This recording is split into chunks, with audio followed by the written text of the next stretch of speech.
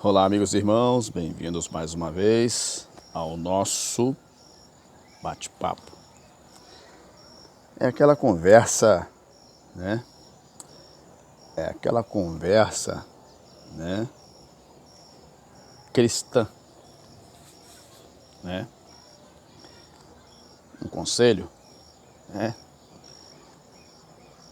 Para você que não me conhece ou chegou no meu canal pela primeira vez aqui no YouTube, eu também estou no Instagram, tá?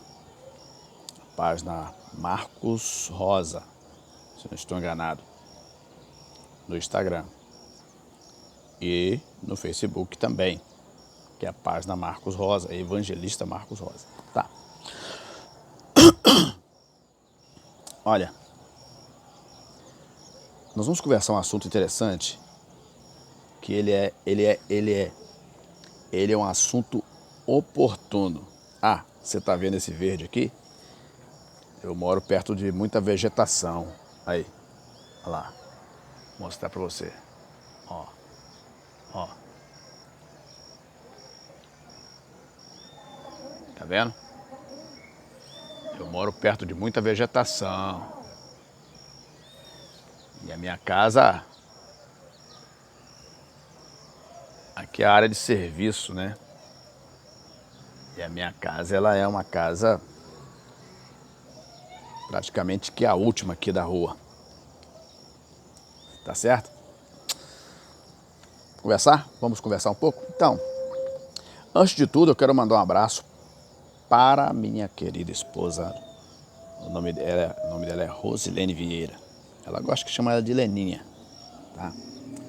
Um abração para minha linda esposa, Leninha, mãe dos meus 3 lindos filhos, a qual eu mando um abraço também para o Rafael, meu filho, Rafael de Souza Rosa, né? Para a Áquila Silva, minha nora, para a Alícia, para a minha outra filha, a minha filha Kemily, seu esposo Bruno, para minha filha Késia, seu esposo Tércio. Um abração para minha família, que Deus me deu, tá bom? E para toda a minha família, minha mãe, meus irmãos, tá bom? E os meus irmãos em Cristo, na congregação da Assembleia de Deus em Gironda, da qual eu sou membro, e sirvo a Deus ali, e os meus irmãos. Ah, o meu pastor presidente é o pastor Haroldo Pascoal. Aqui eu mando um grande abraço e junto com ele todo o corpo ministerial desse campo de Itaoca, todos os nossos colegas trabalhadores, desde o auxiliar até o pastor. Tá bom? Um grande abraço para vocês. Vamos conversar um pouco? Bora lá então. Bom, o assunto que nós vamos conversar, tá? Está registrado no capítulo 4 do livro de Efésios. Carta de Paulo aos irmãos de Éfeso, ou aos Efésios. Ó, o que essa carta traz? Claro que ela traz um assunto, tá? Fala de bênçãos, de redenção, salvação, ministério, vocação e tudo mais. A oração e tudo, tá? Só que no capítulo 4 ela fala da unidade da fé. Preste atenção nisso. Olha, eu vou ler aqui para você entender, tá? Para você entender.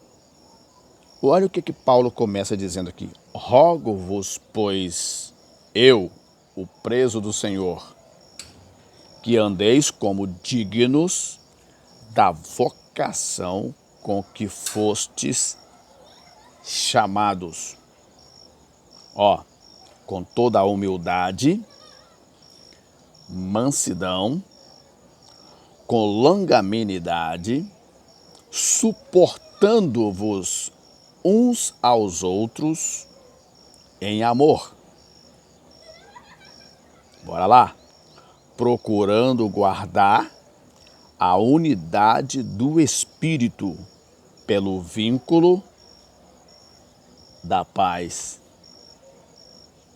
O que isso traz para mim, Marcos? Bora lá.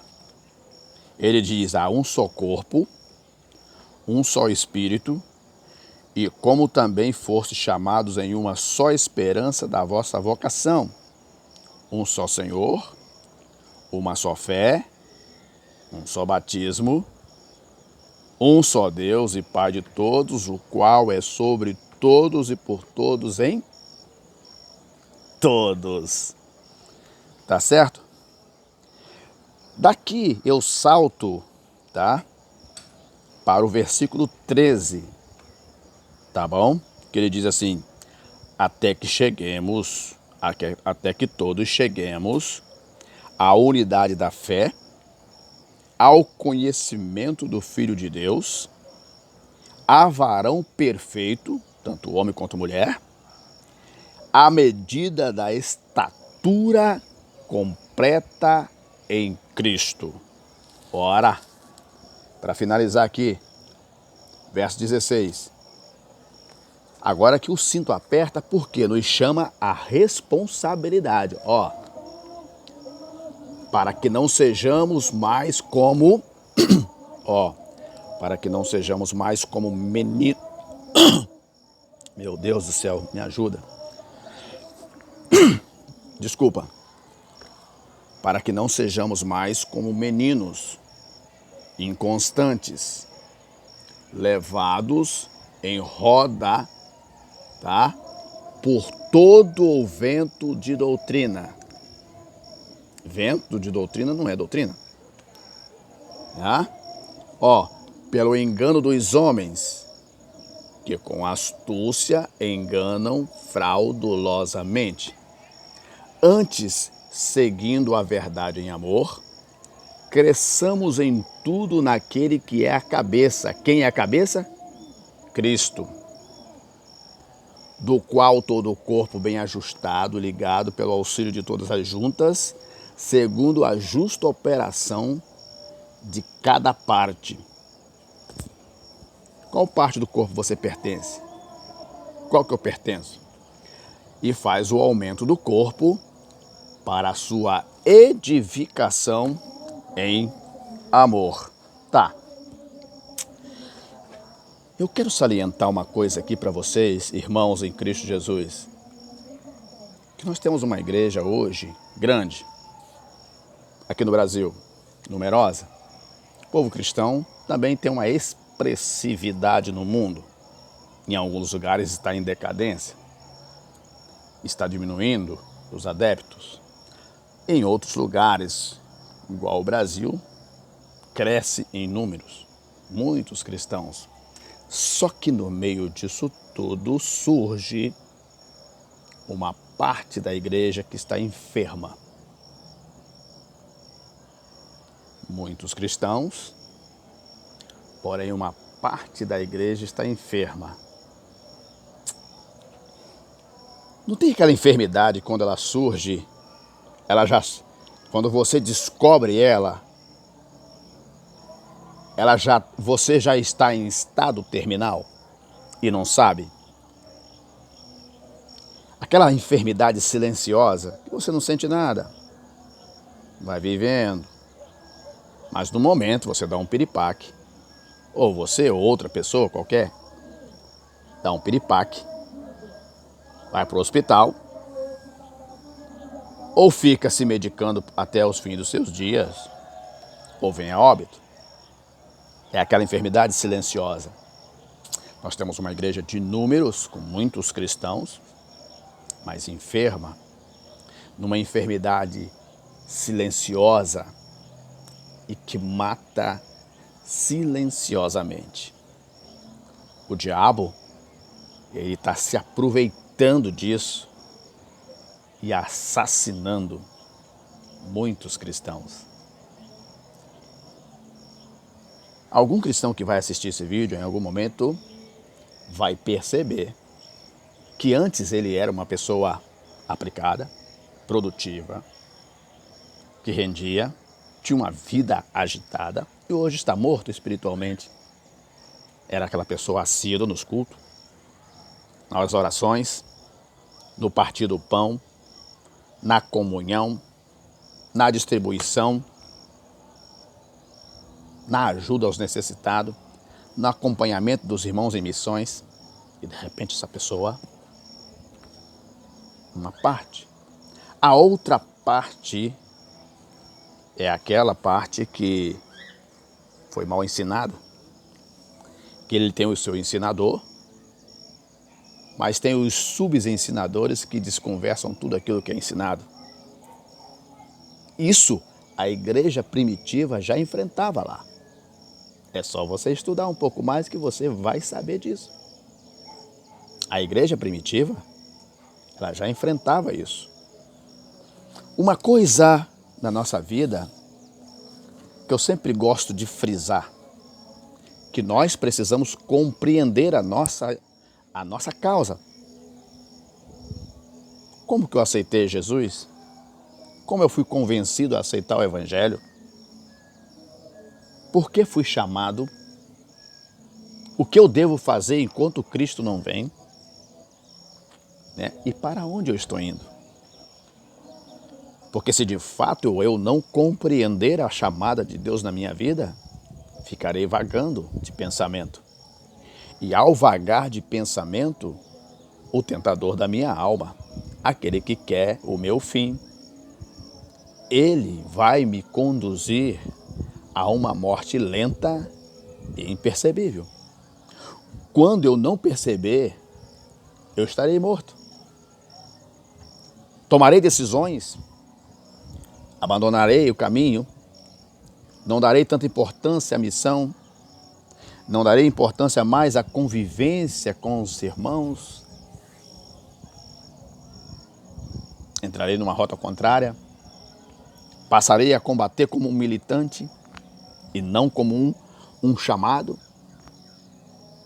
passarei a impor as minhas ideias e convicções e não a de Deus. Sabe por quê? Quando você ler aqui, quando você ler aqui já no versículo 15, no versículo 15 já evidencia: antes, seguindo a verdade em amor, cresçamos. O crescer, né? O crescer não é tudo que cresce não desce, só sobe ou vai para frente. Você nunca viu uma coisa crescer e decrescer. Se isso acontece, é um fenômeno anormal. Certo? As coisas controláveis. Tá certo? A nossa idade não volta, nem que queiramos. Então, olha o que diz o versículo 15, repetindo: antes, seguindo a verdade em amor, cresçamos em tudo naquele que é a cabeça, Cristo. E quando nós vamos nos envolvendo com aquele que quer salvar a nossa alma, ele vai nos dizendo: olha, deixai a mentira, falai a verdade uns com os outros. Está escrito. Logo, no capítulo a seguir, que é o capítulo 5, Paulo, ele diz: e digo isto, testifico no Senhor, para que não andeis mais como andam também os outros gentios, na vaidade dos seus sentidos, entenebrecidos, separados da vida de Deus, pela ignorância que há neles, pela dureza do seu coração, os quais, havendo perdido todo o sentimento, se entregaram à dissolução, para com avidez cometerem toda impureza. Olha o que Paulo diz no verso 20: mas vós não aprendeste assim a Cristo. Você não recebeu esse ensinamento que é para você andar no erro. Uma igreja onde uma parcela está enferma, esse lado que está enfermo, existe a enfermidade, que é aquela que oramos para que Deus cure, né? Ou cuidamos da pessoa para que ela fique boa.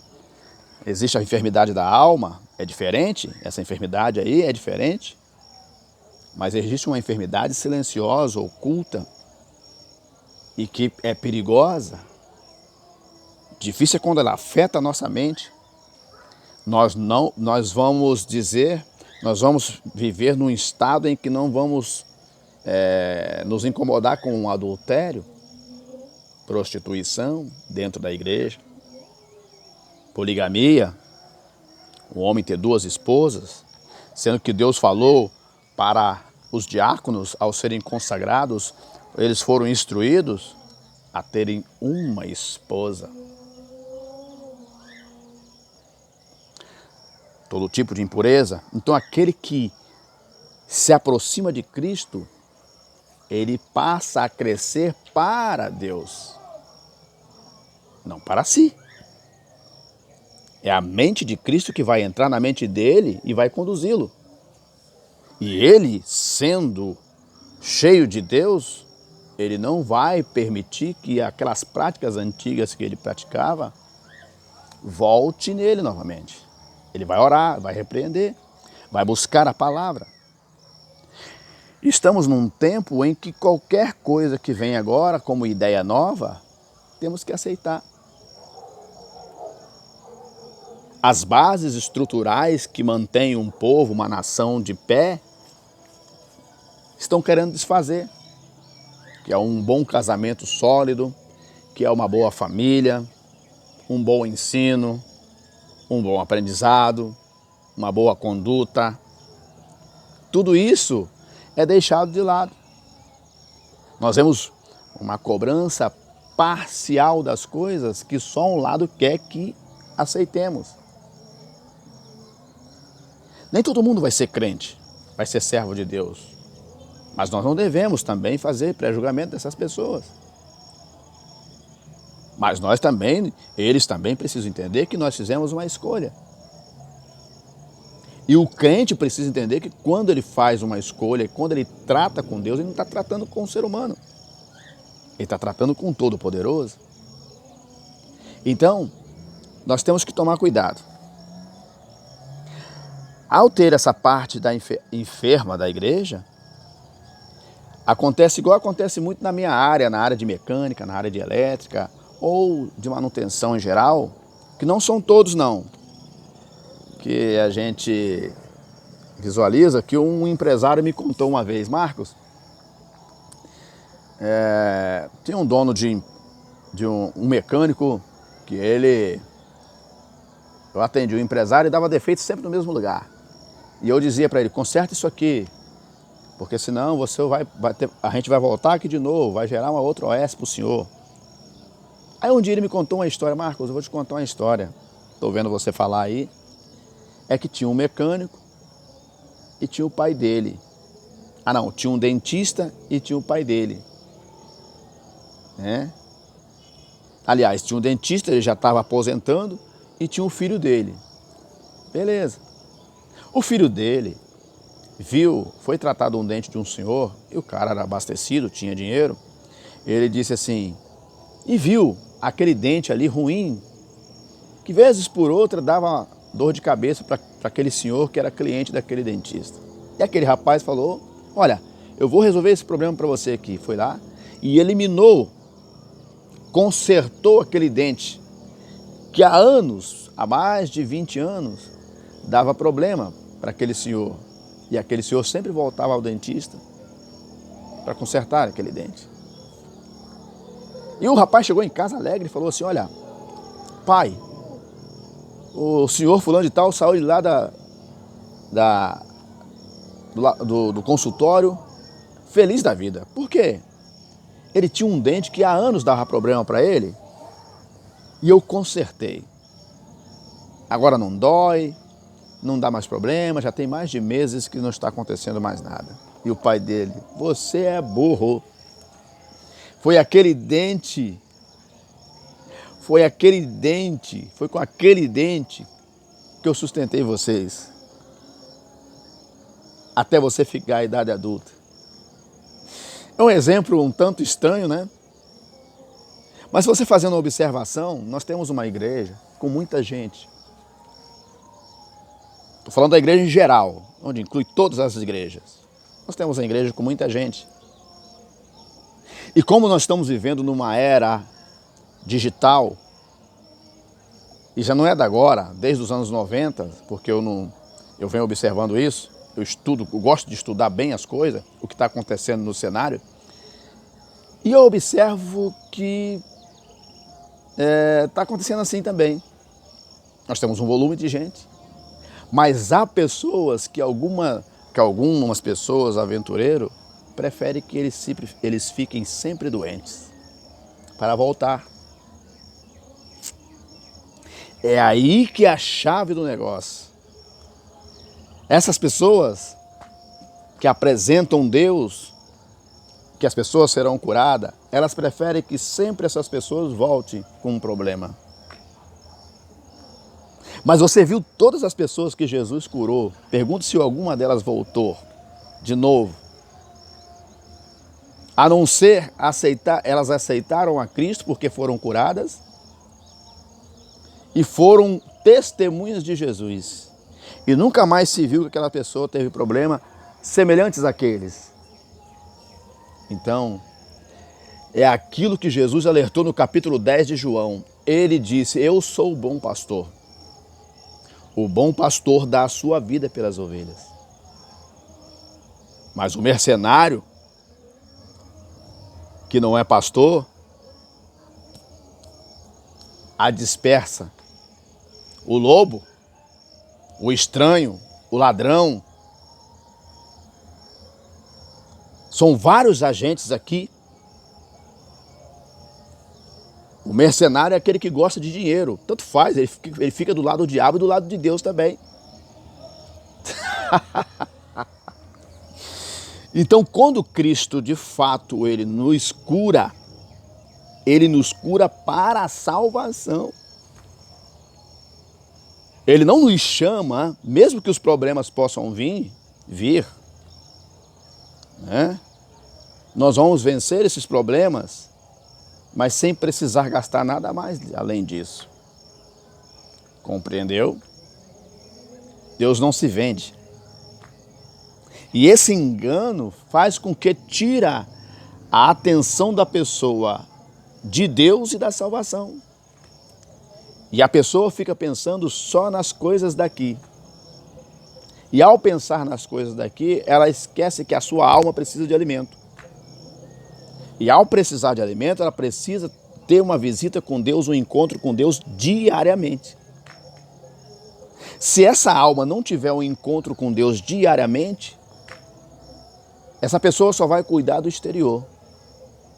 Da vida fácil, da vida boa, de passeios, não é proibido. De fazer coisas estranhas, o que não pode, coisas que a palavra de Deus condena, e depois se apresentam ali, e estes mercenários dizem que não tem problema, que Deus vai curar. Deus não é menino. Em Tessalonicenses diz que quando esse comportamento acontece, Deus permite que o próprio diabo cure no lugar dele. Ele permite a operação do erro. Cuidado, tem muitos enganadores aí.